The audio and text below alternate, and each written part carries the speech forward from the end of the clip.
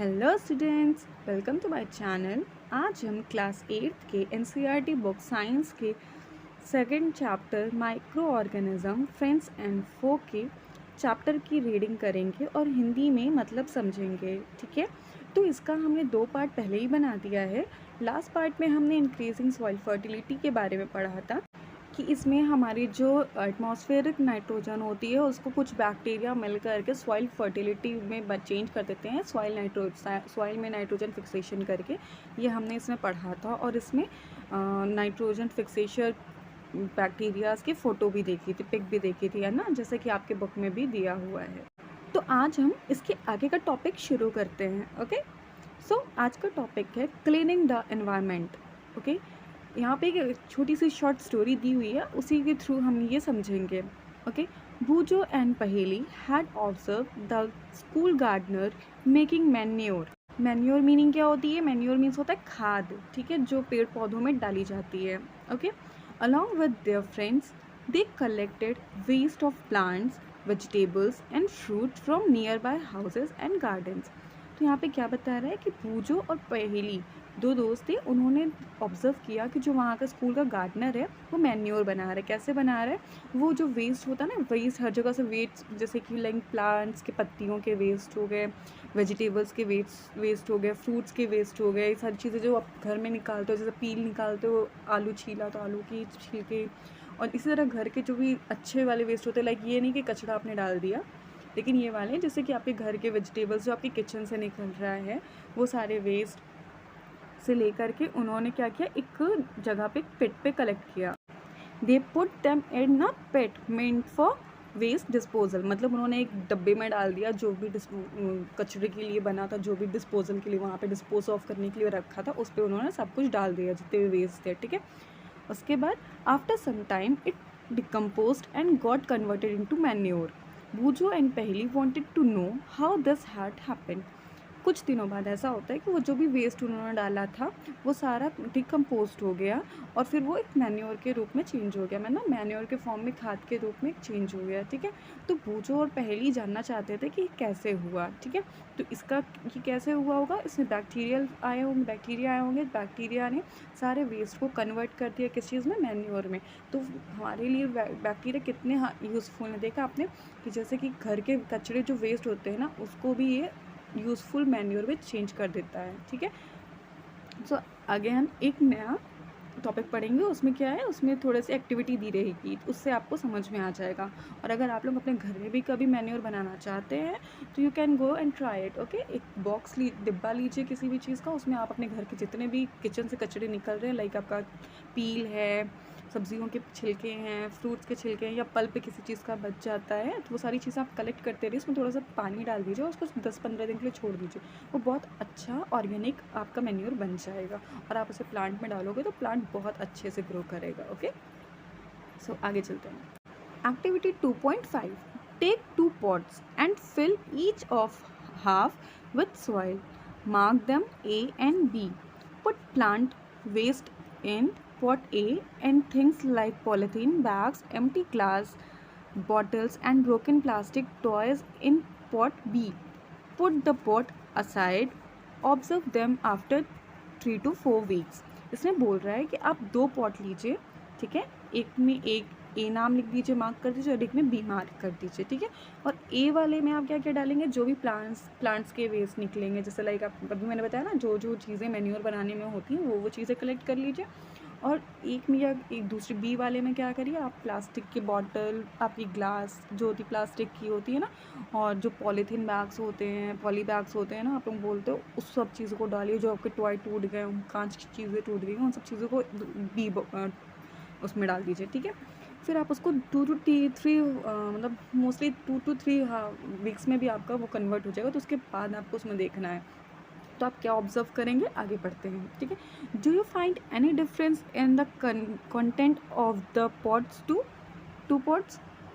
तो ऑब्वियस सी बात है, एक में मैन्योर बन जाएगा और दूसरे में मैन्योर नहीं बनेगा। ठीक है, so if so what is the difference? You will find that plant waste in a pot A has been decomposed. Yes.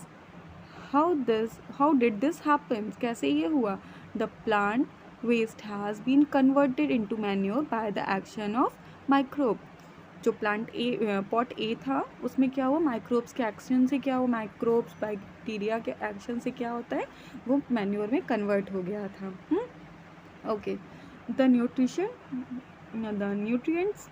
released in the process can be used by the plants again. इसमें बोल रहा है जो भी nutrients इस process में निकली होगी उसको जो प्लांट होगा, जिस उसमें आप मैन्योर में प्लांट आप लगाओगे उस बॉक्स ए में, वो दोबारा से यूज़ कर सकता है प्लांट. ठीक है. Okay.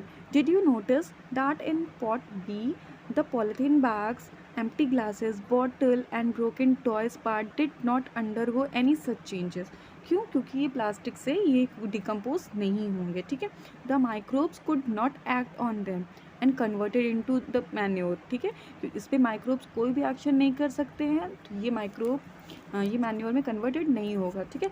You often see large amount of dead organic matter in the form of decaying plants and sometimes dead animals on the ground. You find that they disappear after some time.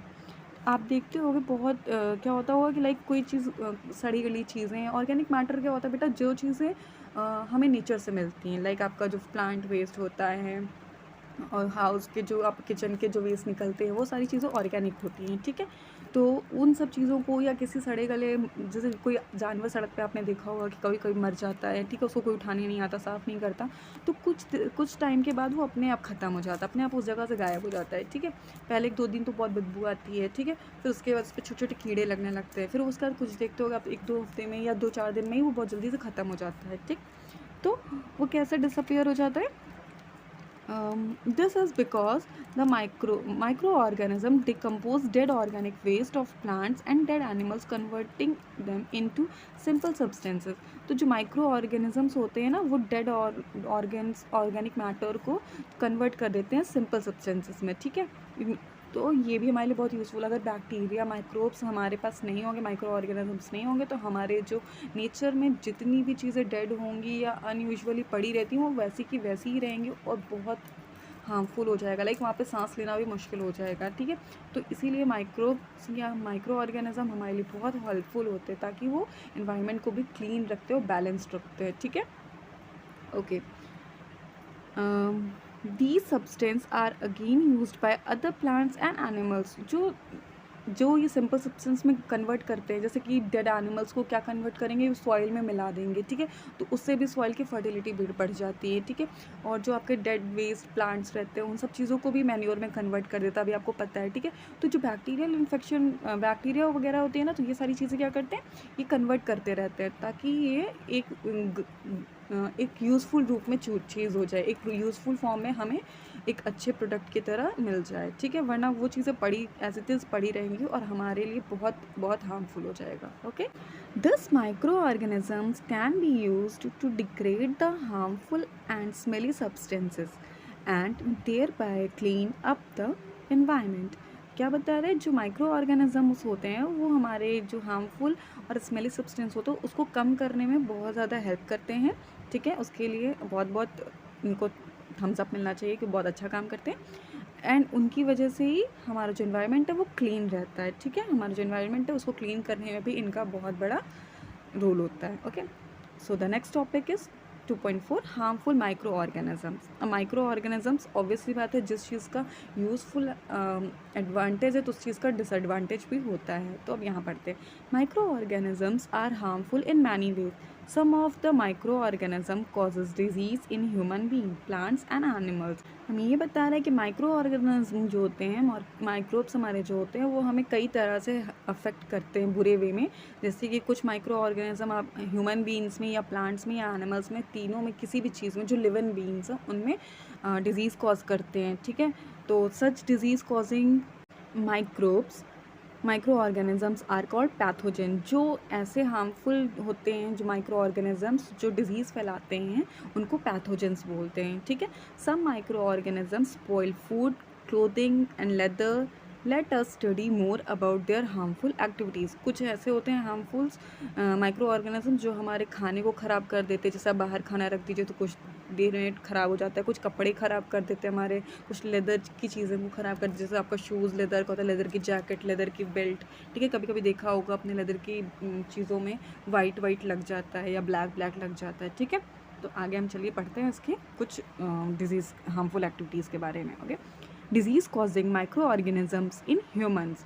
Pathogen enter our body through the air we breathe, the water we drink और the food we eat. Pathogens हमारे body में जाते कैसे हैं, पहले तो हमें ये पता होना चाहिए कि अगर पैथोजन एंटर कर रहे हैं तो वो कैसे एंटर करते हैं, कैसे हमारे कांटेक्ट में आते हैं ह्यूमन बॉडी। तो वो कैसे, जो हम एयर लेते हैं, ब्रीथ करते हैं, उसमें से जा सकते हैं, जो हम पानी पीते हैं उससे जा सकते हैं, जो खाना खाते हैं उससे जा सकते हैं, या बार बार हम अपने आइज़ को, नोज़ को या मतलब फेस को छूते रहते हैं उसके वजह से भी जा सकते हैं, ठीक है।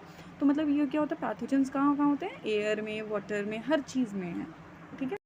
इसीलिए कहा जाता है कि कोई भी चीज़ खाने से पहले या पीने से पहले ध्यान देना चाहिए। ये नहीं कि कहीं आपको एक बॉटल माज़ा मिली, गटक गए सीधे से, gutter gutter gutter gutter gutter, ये नहीं देखा कि वो खुली रखी थी कि कैसे रखी थी। किसी को रसगुल्ला दिख गया तो गटाक से गटक में लिए एक बार में, और समोसा मिला तो या गरम गरम समोसा आया, कहाँ से आया कैसे आया ये तो पता नहीं, बस खाए जा रहे, और दूसरे दिन पता चल रहा है पेट में दर्द हो रहा है, मम्मी ले चलो हॉस्पिटल।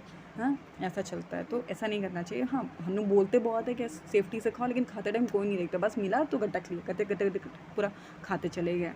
बाद में भले पेट दर्द होगा तो कोई दिक्कत नहीं, डॉक्टर के तो चक्कर मारेंगे, पहले रसगुल्ला समोसा निपटा ही लेते हैं। चलिए आगे कंटिन्यू करते हैं। They can also get transmitted by direct contact with an infected person or carried by an animal। और माइक्रो और जो पैथोजेंस होते हैं वो क्या, जो इन्फेक्टेड होगा ऑलरेडी पहले से, जिसको छींक आ रही है, बुखार आ रहा है, तो उसके कांटेक्ट में जाओगे तो भी डायरेक्ट आपको कांटेक्ट से भी हो सकता है। मतलब अगर आप डायरेक्ट किसी को प्रॉब्लम है उसके कांटेक्ट में होगा तो उससे भी हो जाएगा, ठीक है। या किसी एनिमल्स के पास पैथोजन है, उससे को आपने बड़ा, आजकल कुत्तों को या बिल्लियों को बड़ा पाला जाता है, एकदम किसी विशी सारी चीज़, तो उसी से इंसान से तो दूरी की बात है, बच्चों से प्यार नहीं करना, लेकिन कुत्तों से ज़रूर प्यार करना है, जानवरों से बहुत प्यार करते हैं, ठीक है। तो उन सब चीज़ों से भी इंसान को हो जाए। ये नहीं कहते कि जानवरों से प्यार नहीं करना चाहिए, करना चाहिए, बट हाँ ये देखना चाहिए कि हाँ अपनी भी सेफ्टी पहले रखनी चाहिए। Okay, microbial disease that can spread from an infected person to a healthy person through air, water, food और physical contact are called communicable disease। ऐसे डिजीज़ जो इन सारे मैटर से होती है, लाइक किसी एयर, वाटर, फूड या फिजिकल कांटेक्ट से होती है, किसी की टच करने से, बात करने से, सामने रहने से, उनको क्या कहते हैं, कम्युनिकेबल डिजीज़, ठीक है। Sir examples of such disease includes cholera, common cold, chicken pox and tuberculosis। Okay, when a person suffering from common cold sneeze, fine droplets of moisture carrying thousands of virus are spread in the air। जो आप छींकते हो या आपको ज़ुकाम हो जाती है तो आप आछी आछी करते हो ना, तो अब ध्यान तो देते नहीं हो कि हाँ चलो मुंह पे हाथ लगा लें कुछ भी, तो जो एक बूंद भी होती है या एक छींक में जो आपके मुंह से थोड़ा सा भी मॉइस्चर निकलता है उसमें ना थाउजेंड्स ऑफ वायरस होते हैं उस बीमारी के, ठीक है। इसीलिए कहा जाता है कि छींकते खांसते समय अपने मुंह पे हाथ लगाएं। The virus may enter the body of a healthy person while breathing and causes infection। तो जो आपने छींक दिया उसमें के बाद क्या होता है, जो इंसान आपके साथ कांटेक्ट में या आपसे थोड़ी दूर पे है या जैसे भी आपके अगल बगल है, तो उसको क्या, वो ब्रीथ करेगा और उसके पास वो अच्छे से प्रसाद चला जाएगा और वो भी आपकी तरह बीमार हो जाएगा। अभी के प्रेजेंट टाइम पे एग्जांपल देखा जाए तो कोविड, हाँ कोरोना सबसे ज़्यादा इस चीज़ का एग्जांपल है कि आज के टाइम पे कोरोना का इतना ज़्यादा कहर, इतना ज़्यादा डर है कि इंसान घर से नहीं निकल रहा है। ऑब्वियसली बात है, सेफ्टी ज़रूरी है। और इस टाइम किसी को सर्दी जुकाम बुखार भी हो रहा है तो इंसान सबसे पहले भाग रहा है कि भैया कोरोना ना हो जाए किसी को। हाँ, कोई इस टाइम तो कुछ हो जाए लेकिन छींको मत, खांसो मत, बगल में आकर खांसा तो भैया 4 कोस दूर हो गया, है ना।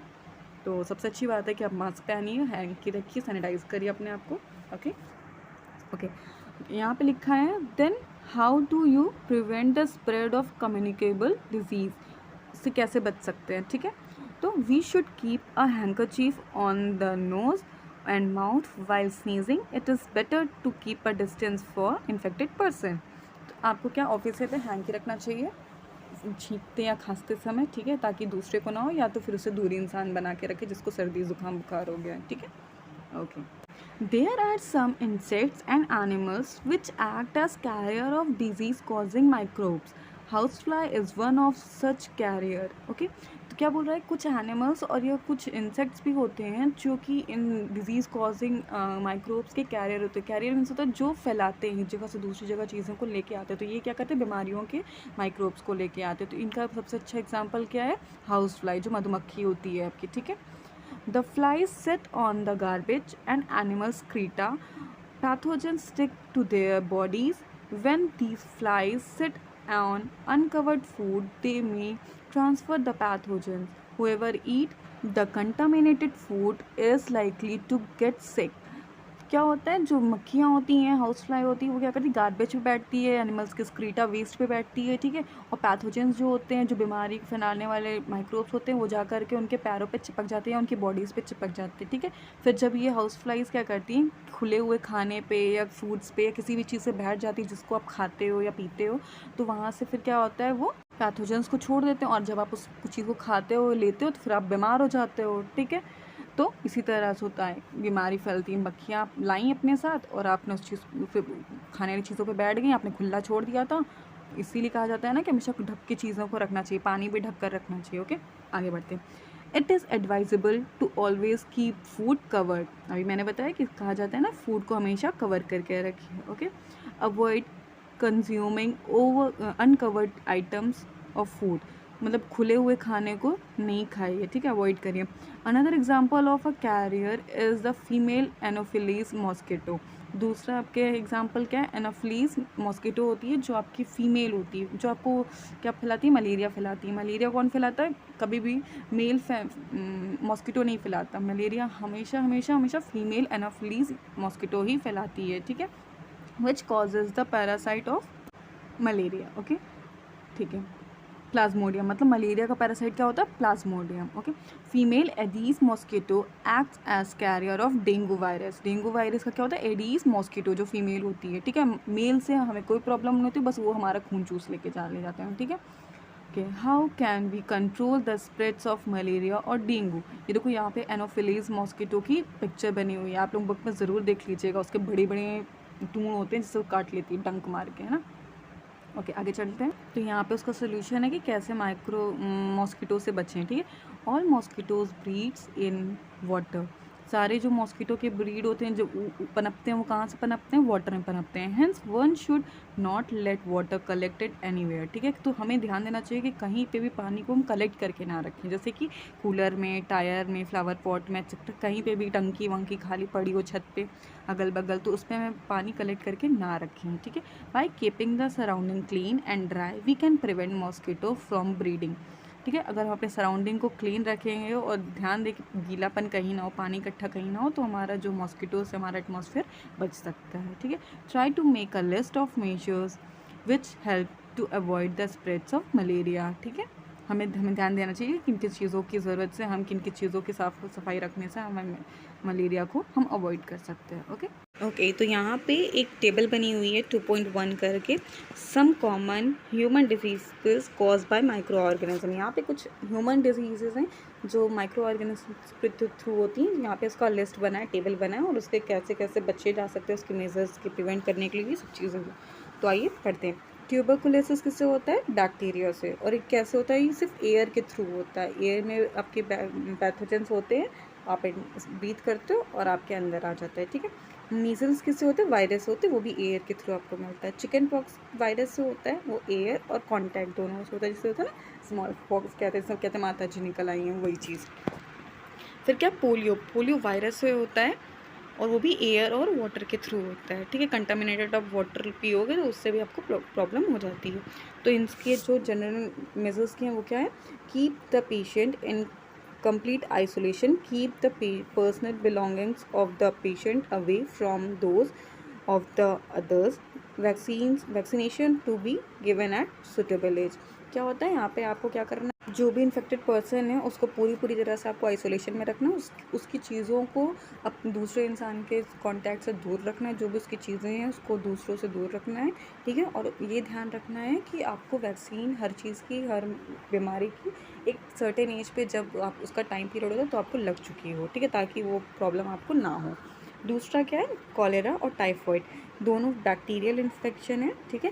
ये भी वाटर, कॉलेरा आपका किससे होता है, वाटर और फूड से होता है, और टाइफाइड तो आपका मेनली वाटर से ही होता है, ठीक है। Maintain personal hygiene and good sanitary habits, consume properly cooked food and boiled drinking water, vaccination. Okay, क्या बोल रहे हैं यहाँ पे, आपको हाइजीन का बहुत ध्यान रखना होगा, आपको साफ़ सफाई की बहुत अच्छा ध्यान रखना होगा, और आपको पूरे तरह से मतलब अच्छी तरह से पका हुआ खाना खाना है, और गर्म पानी पीना है, और वैक्सीनेशन का बहुत अच्छे से ध्यान रखना है कि वैक्सीनेशन लग जानी चाहिए आपको एक टाइम पीरियड पे, ठीक है। दूसरा है हेपेटाइटिस ए, वायरस से होता है, ये भी वाटर के थ्रू होता है। इसमें क्या करना चाहिए, आपको गर्म पानी पीना चाहिए, और वैक्सीन हमेशा लगवा के टाइम से पहले ही वैक्सीनेशन आप लगवा लोगे तो आपको कोई भी बीमारी नहीं होती, इसके चांसेस बहुत कम होते हैं। फिर उसके बाद मलेरिया प्रोटोजोआ के थ्रू होता है, हाँ, और वो कौन फैलाता है, उसका ट्रांसमिशन कैसे होता है, मॉस्किटो के थ्रू, ठीक है। कौन सी मॉस्किटो के थ्रू होता है, एनोफिलीज, है ना, फीमेल एनोफिलीज से। Use mosquito net and repellents, spray इन यहाँ पे हम लोगों को मॉस्किटो जो नेट आती है, मच्छरदानी आती है, उसको ही लगाना चाहिए। रिपेलेंट्स जो होता है, जो आपको ऑइंटमेंट टाइप का होता है ना, ऐसे लिक्विड उसको लगा लेना चाहिए। और आपको क्या होता है, वहाँ पे स्प्रे होता है, स्प्रे करना चाहिए जिससे कि ना लगे। और कंट्रोल ब्रीडिंग ऑफ मॉस्किटोज़, मतलब क्या होता है, लाइक जहाँ पे भी पानी वानी है उसको हटा देना चाहिए ताकि वहाँ पे मॉस्किटो की ब्रीड ना हो, ठीक है। आगे बढ़ते हैं। Some of the common diseases affecting humans, their mode of transmission, and few general methods of prevention are shown in table 2.1। ऊपर दिखा रहा था कुछ कॉमन डिजीजेस की ह्यूमन को कैसे अफेक्ट करते हैं और उनके मोड्स की कैसे ट्रांसमिटेड होते हैं, ठीक है, और उनके कुछ प्रिवेंशन की कैसे बचने हैं, ऊपर अभी आपने टेबल में पढ़ लिया है सारा, ठीक, मैंने समझा भी दिया आपको। फिर दूसरा क्या है, नेक्स्ट टॉपिक है हमारा disease causing micro organisms in animal. अभी ह्यूमन बीइंग में पढ़ा था, अब हमें किस में पढ़ना है, एनिमल्स में। Several micro organisms not only causes disease in human and plants but also in other animals. For example, anthrax is a dangerous human and cattle disease caused by a bacteria. Foot and mouth disease of cattle is caused by a virus. तो ये बता रहा है कि सिर्फ और सिर्फ human beings और प्लांट्स में ही नहीं, एनिमल्स में भी डिजीज़ कॉज करता है, ठीक है। जैसे कि एग्जांपल की ले सकते हैं, एंथ्रैक्स एक बीमारी है जो कि ह्यूमन और कैटल्स दोनों में हो सकती है, ठीक है। ह्यूमन से भी कैटल में हो सकती है, कैटल से भी ह्यूमन में इन्फेक्ट कर सकती है, बोथ में कर सकती है। और ये होती किसके थ्रू, ये बैक्टीरियम के थ्रू होती है, ठीक है। बैक्टीरिया मीन्स बैक्टीरिया के through. Foot and mouth disease of cattle is caused by virus. ये फुट एंड माउथ डिजीज़ भी एक होती है, एक तरह की डिजीज़ होती है, वो भी कैटल में होती है, वो भी वायरस के थ्रू। जो आपका एंथ्रैक्स है वो आपका बैक्टीरियम के थ्रू होती है, और जो फुट एंड माउथ है वो वायरस के थ्रू होती है, याद रखिएगा, ठीक है। 1 मार्क्स में आ सकता है या मैच द फॉलोइंग में भी आ सकता है। Okay, next topic is disease causing micro organisms in plant. अब प्लांट्स के बारे में पढ़ लेते हैं, अभी तक ह्यूमन और एनिमल्स के लिए पढ़ा, अब प्लांट्स के बारे में पढ़ते। Several micro organism causes disease in plants like wheat, rice, potato, sugarcane, orange, apple and others. The disease reduce the yield of crops for some such plants disease. Okay, तो यहाँ पे बोल रहा है कि आपके जो माइक्रो ऑर्गेनिजम्स होते हैं वो प्लांट जैसे कि वीट हो गया, गेहूँ हो गया, चावल हो गया, आलू हो गया, शुगर केन, और भी बहुत सारे प्लांट्स में बीमारियां कॉज करते हैं। ये क्या करते हैं, एक तरह से क्या कर सकते हैं, क्रॉप की ना जो पैदावार होती है उसको कम कर देते हैं, या उसकी उपज तो कम ही कर देते हैं, या तो उसका जो फ्रूट भी बनना होता है उसको बंद कर देते हैं, उसमें फ्रूट नहीं लगेगा। अगर मान लो गेहूँ है तो वो पतला हो जाएगा, या उसमें फ्लावर ही नहीं आएंगे, या पेड़ एक टाइम पे अपने आप मुरझा जाएगा, सूख जाएगा। तो तरह तरह की बीमारियाँ कॉज कर देते हैं प्लांट्स को भी, ठीक है। इसमें एक टेबल 2.2 बनी है, वहाँ पे कुछ डिजीज़ दिए गए हैं, ठीक है, और उसके कंट्रोल करने के मेथड्स भी आई थिंक दिए हुए हैं। They can be controlled by the, ये देखिए यहाँ पे ना 2.2 का दिया हुआ है, तो देख लीजिए कैसे है। यहाँ पे सिट्रस कैंकर है, ये आपकी बैक्टीरिया से होती है और एयर्स के थ्रू ये फैलती है। रस्ट ऑफ व्हीट क्या है, फंगी से होता है और एयर और सीड से फैलता है। येलो वेन मोज़ेक ऑफ भिंडी, मतलब आपकी भिंडी किससे होती है, वायरस से होती है, और इसमें इंसेक्ट्स आपके वेक्टर होते हैं, ठीक है। ठीक है, आगे पढ़ते हैं। 90 they can control by the use of certain chemicals which kill the microbes. हम खेती करते टाइम या फार्मर्स जो खेती करते हैं ना, उस पर क्या करते हैं, कुछ केमिकल्स का छिड़काव करते हैं, स्प्रे करते हैं, ठीक है, जिसकी वजह से ये जो माइक्रोब्स होते हैं, वायरस होते हैं, ख़त्म हो जाते हैं और प्लांट्स हमारे हेल्दी रहते हैं, ठीक है। अब फूड पॉइजनिंग के बारे में पढ़ते हैं। फूड पॉइजनिंग क्या होती है। Boojho was invited by his friend to a party and he ate a variety of foodstuffs. On reaching home, he started vomiting and had to be taken to a hospital. The doctor said that this condition could be due to food poisoning. बूझो क्या होता है, एक party में invited होता है, उसने उसके फ्रेंड ने उसको बुलाया होता अपने घर पे पार्टी पे, ठीक है। वहाँ पे जा कर के वो बहुत सारा जितना भी सारा खाना बना था सब खाता जा रहा है खाता जा रहा है। भाई ये सोच रहा भाई फ्री का मिल रहा है खाए जाओ। क्यों, हम लोग भी शादी वादी में जाते हैं तो क्या सोचते थोड़ी ना कि आराम से खाना है रुके खाना, बस लगता है कि यार जितना टाइम मिला है सब खाए जाओ खाए जाओ। तो बूझो भी वैसे ही गया और अपने दोस्त के यहाँ और खाना शुरू कर दिया, और जैसे ही घर पहुँचा तो उसको वोमिटिंग होने लगी। भाई एक लिमिट तक खाओगे तो पचेगा, वरना तो फिर फूड पॉइजनिंग तो होनी है। फिर वो डॉक्टर के पास गया, तो डॉक्टर के पास जब गया तो डॉक्टर ने क्या कहा, ये फूड पॉइजनिंग है, ठीक है। तो फूड पॉइजनिंग कैसे होता है, जब ज़्यादा खा लो, एकदम गाय भैंस की तरह खाए जाओ खाए जाओ खाए जाओ। भाई गाय भैंस का क्या होता है, खा लेते बाद में बैठ के उसको पचा सकते हैं, उनके पास एक ग्लैंड होती है, ठीक है। लेकिन हमारे पास थोड़ी ना होती, हम गाय भैंस थोड़ी ना है, हमें और एक गाय भैंसों में तो अंतर होती। थोड़ा ध्यान दे के खाओ तो फूड पॉइजनिंग नहीं होगा। दो दो चम्मच खाओ तो ठीक है, अब दो दो करछुली खाओगे तो क्या होगा। चलो आगे पढ़ते हैं। Food poisoning could be due to the consumption of food spoiled by some microorganisms. Microorganisms that grow on our food sometimes produce toxic substance. तो फूड पॉइजनिंग कैसे होता है, कुछ माइक्रो ऑर्गेनिजम्स होते हैं जो खाने को ख़राब कर देते हैं, ठीक है। और माइक्रो ऑर्गेनिज्म वहाँ पे जब खाने को ख़राब कर देते हो थोड़ी देर बाद वो खाना बेकार होने लगता है, टॉक्सिक होने लगता है, ठीक है।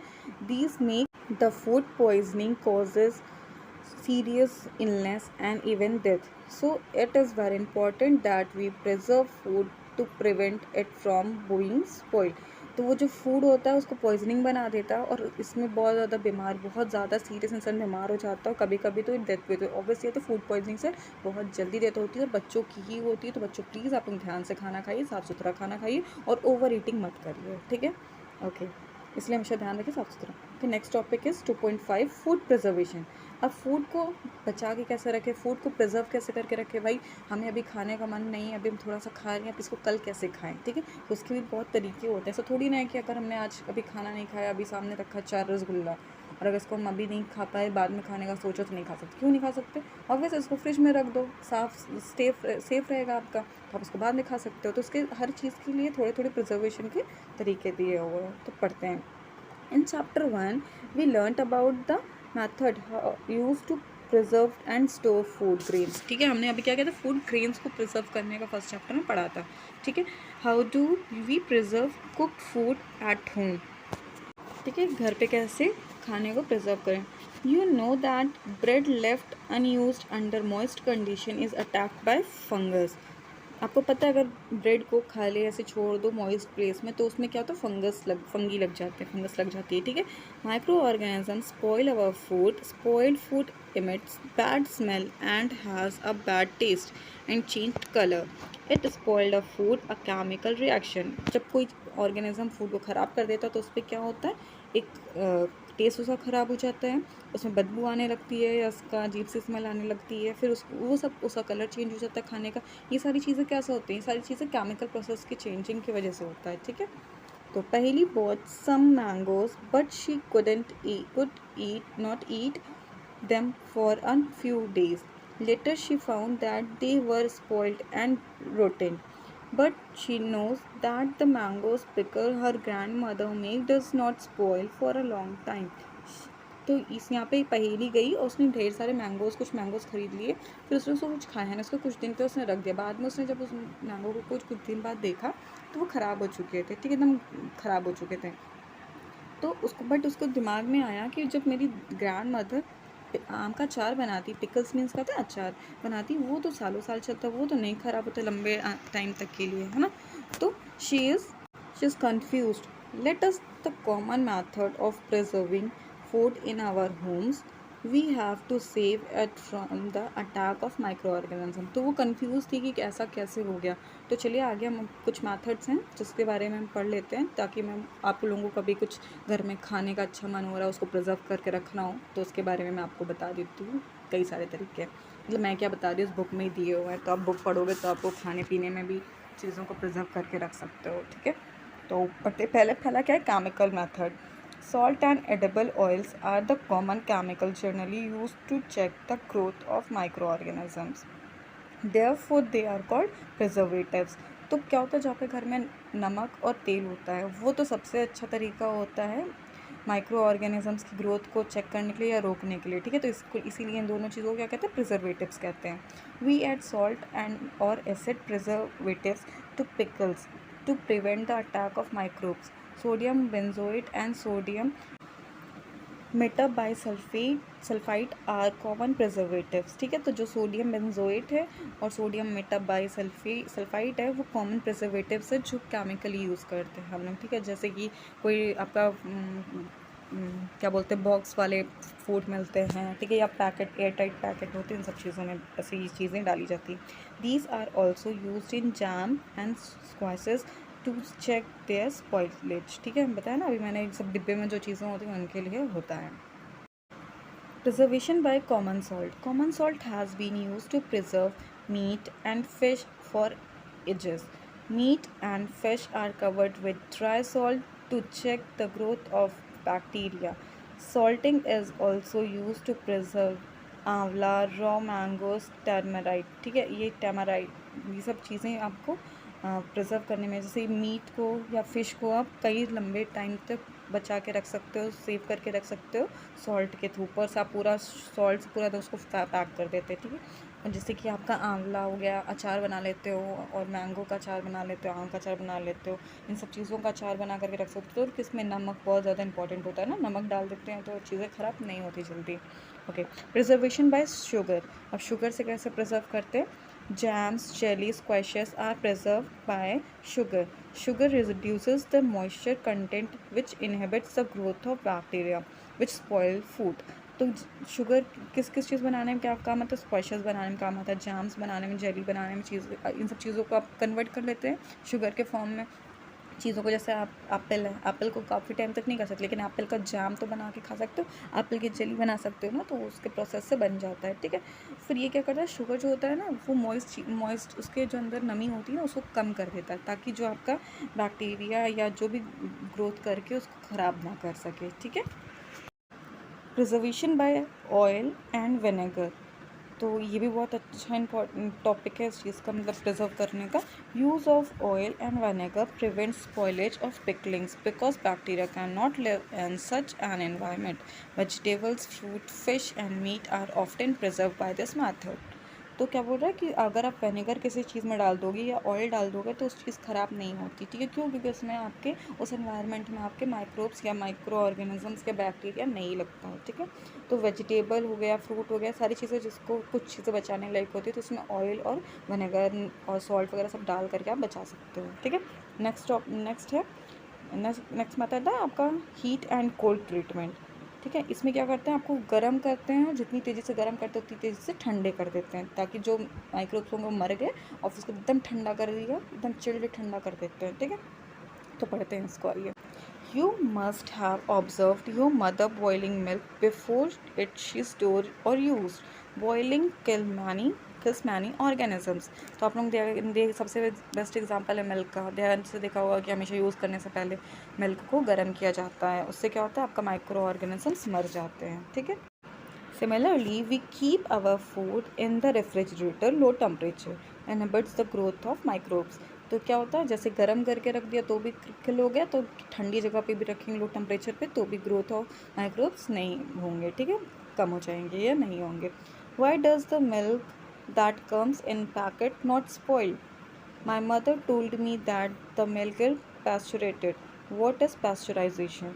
तो जो पैकेट वाला दूध होता है वो ख़राब क्यों नहीं होता, दूध 3 दिन तक क्यों रहता है, और उसको पैस्चुराइड क्यों कहते हैं? तो आगे पढ़ते हैं पैस्चराइजेशन क्या होता है।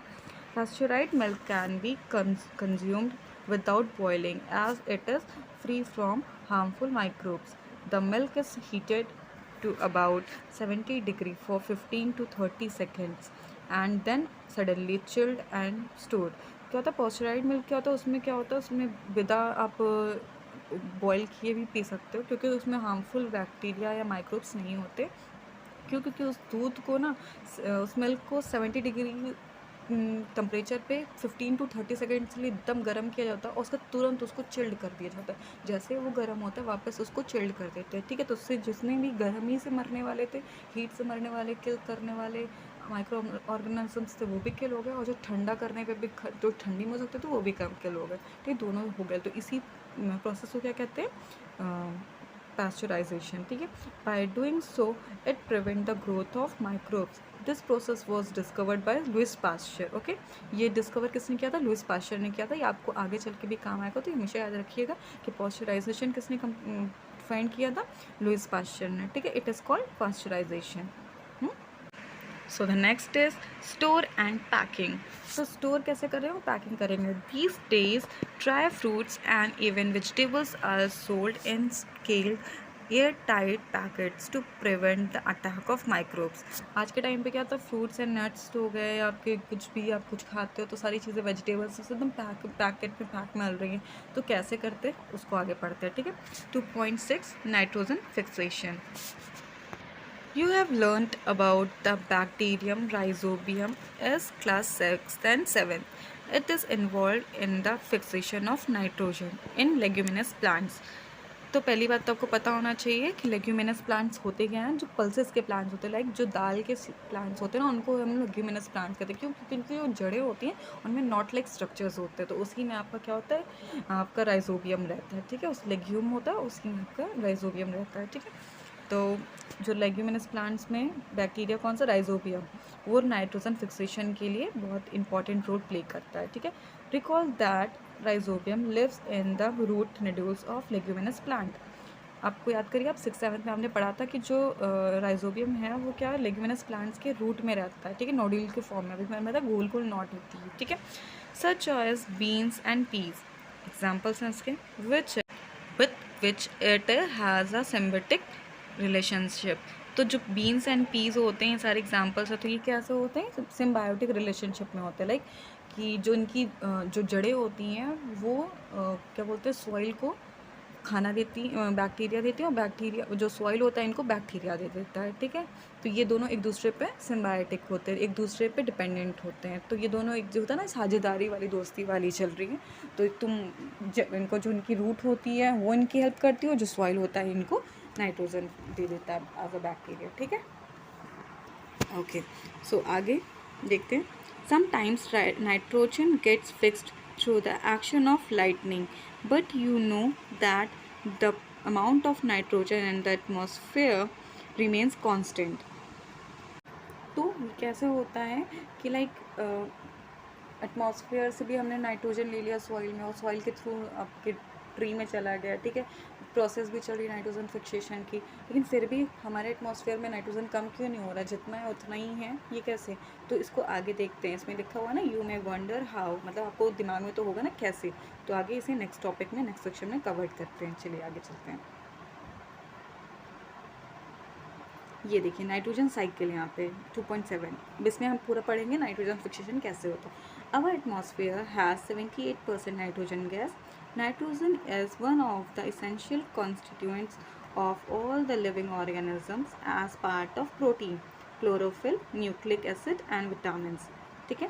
तो क्या बोल रहे हैं, नाइट्रोजन हमारे एटमॉस्फेयर में 78% है, और नाइट्रोजन हमारे लिए एक एसेंशियल कॉन्स्टिट्यूएंट, मतलब एक लिविंग ऑर्गेनिजम्स के लिए बहुत इंपॉर्टेंट है। जैसे कि आपके लिए प्रोटीन, क्लोरोफिल, न्यूक्लिक एसिड, ये सारी चीज़ें हैं, वैसे ही हमारे लिए नाइट्रोजन भी बहुत इंपॉर्टेंट रोल प्ले करता है, okay. The atmospheric can not be taken directly by plants and animals. Certain bacteria and blue-green algae present in the soil fix nitrogen from the atmosphere and convert it into compounds of nitrogen. क्या बोल रहा है, जो nitrogen हमारे environment में है वो हम डायरेक्ट एनिमल से, प्लांट्स नहीं ले सकते हैं, ठीक है। तो कुछ बैक्टीरिया होती हैं लाइक ब्लू ग्रीन एल्गी, ठीक है। तो ये सारी बैक्टीरिया क्या होती है, सॉइल में प्रेजेंट होती हैं, और जो सॉइल में आप जो प्रेजेंट एटमॉस्फेयर में जो आपका नाइट्रोजन, जो एटमॉस्फेरिक नाइट्रोजन है जो एटमॉस्फेयर में, उसको ये बैक्टीरिया सॉइल में मिक्स कर देती है। क्योंकि बैक्टीरिया सॉइल में होती है तो ये एटमॉस्फेयर से नाइट्रोजन लेती हैं और सॉइल में मिक्स कर देती हैं। और सॉइल में मिक्स हो जाता है तो जब हम पानी डालते हैं पेड़ों में तो वो नाइट्रोजन सॉइल से प्लांट्स की रूट्स में होता हुआ पूरे प्लांट में चला जाता है, और जब प्लांट के पास चला जाता है तो फिर वो हमारे, क्योंकि प्लांट से ही हमको हर चीज़ मिलती है, तो जब प्लांट्स में नाइट्रोजन मिल जाएगा तो फिर हम उसको खाते हैं, ह्यूमन बींग्स खाते हैं, तो इसी तरह हमारे पास आ जाता है। तो ये क्या होता है, तो एटमॉस्फेयर से गया सॉइल में, सॉइल से गया प्लांट में, प्लांट से गया ह्यूमन बींग्स में, ठीक है। तो ये प्रोसेस चलती रहती है, और यही प्रोसेस आपका क्या होता है, नाइट्रोजन साइकिल कहलाती है। इसको आगे पढ़ेंगे, ठीक है। Okay, once nitrogen is converted into these usable compound, it can be utilized by plants from the soil through their root system. जैसा कि अभी मैंने बताया ना कि जब ये सॉइल में कन्वर्ट हो जाती है तो रूट सिस्टम, रूट से ये सॉइल से प्लांट में चली जाती है, वही चीज़ यहाँ पे बोला गया है। फिर nitrogen is then used for synthesis of plant protein and other compounds. Animal feeding on plants and get these protein and their nitrogen compounds. बोला जब ये प्लांट अपना खाना बना लेते हैं फोटोसिंथेसिस करके, फिर उसके बाद एनिमल्स, हम लोग एनिमल्स में तो आते हैं ना, ह्यूमन बींग्स या एनिमल्स उसको फीड खाते हैं, फिर वो हमें मिल जाता है, हमारे नाइट्रोजन वाली प्रोटीन हमें मिल जाती है, ठीक है। आप इसे फिगर पॉइंट 2.10 में देख लीजिएगा। When plants and animals die, bacteria and fungi present in the soil converted nitrogen waste into nitrogenous compound to be used by plant again.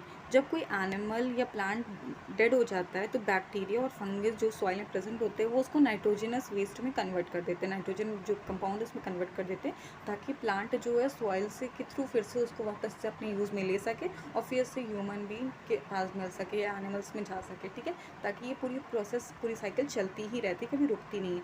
Certain other bacteria converted some part of them to nitrogen gas which goes back into the atmosphere. As a result, the percentage of nitrogen in the atmosphere remains more or less constant. तो क्या बोल रहे हैं, कुछ उसमें से ऐसे होते हैं जो सॉइल में मिक्स कर देते हैं नाइट्रोजनस सब्सटेंस को, हाँ, कंपाउंड को, लेकिन कुछ ऐसे होते हैं जो डेड ऑर्गेनिज्म या प्लांट्स को या जैसे भी कन्वर्ट करते हैं और उसको एयर में छोड़ देते हैं, ठीक है। तो ऐसा थोड़ी ना कि पूरा नाइट्रोजनस जो वेस्ट है वो आपके सॉइल में ही मिल जाएगा, ऐसा तो नहीं है। अगर ऐसा हो गया तो फिर जो आपका एटमॉस्फेयर बैलेंस है वो ख़राब हो जाएगा, 78% नाइट्रोजन रहेगी नहीं, फिर तो कम हो जाएगी। तो उसको बैलेंस रखने के लिए क्या होता है, कुछ सॉइल में मिला देते हैं और कुछ एयर में वापस कन्वर्ट कर देते हैं, तो एयर में छोड़ देते हैं। तो जिसकी वजह से आपका जो केमिकल का पूरा प्रोसेस है कि आपका रेशियो डिवाइडेड है ना, कि इतने परसेंट ऑक्सीजन है, इतने परसेंट आपका नाइट्रोजन है, इतने में अदर गैसेस हैं, तो वो रिमेन कांस्टेंट है, ठीक है। तो यही प्रोसेस होती है सिंपल सी नाइट्रोजन फिक्सेशन की या नाइट्रोजन साइकिल की। क्या जो आपका एटमॉस्फेयर में प्रेजेंट है नाइट्रोजन, वो क्या होता है, सम ब्लू ग्रीन एल्गी या सम अदर बैक्टीरिया के थ्रू आपका क्या होता है, कन्वर्ट होता है वहाँ कहाँ पे, और सॉइल में जब नाइट्रोजन चली जाएगी, नाइट्रोजन कंपाउंड, तो फिर उस सॉइल से रूट्स के थ्रू प्लांट्स में चली जाएगी, प्लांट्स के थ्रू हम ह्यूमन बींग्स और एनिमल्स में मिल जाएगी, ठीक है।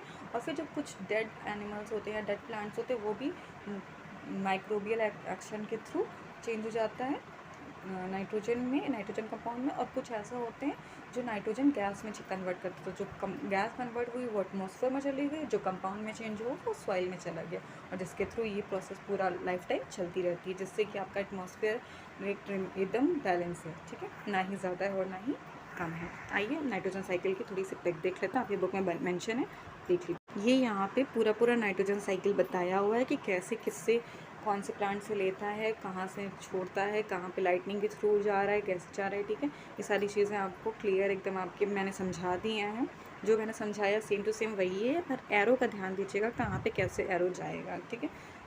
ओके, अगर आपको मेरे पढ़ाने का तरीका बिल्कुल समझ में आया हो, थोड़ा सा भी आपको हेल्पफुल ये वीडियो लगी हो या कोई कमी रही हो, तो प्लीज़ उसे कमेंट बॉक्स में बताइए कि मैम ये कमी है या दीदी ये कमी है, ठीक है। और प्लीज़ मेरे चैनल को सब्सक्राइब करिए और लाइक करिए और अपने दोस्तों के साथ शेयर करिए। Thank you for watching my video.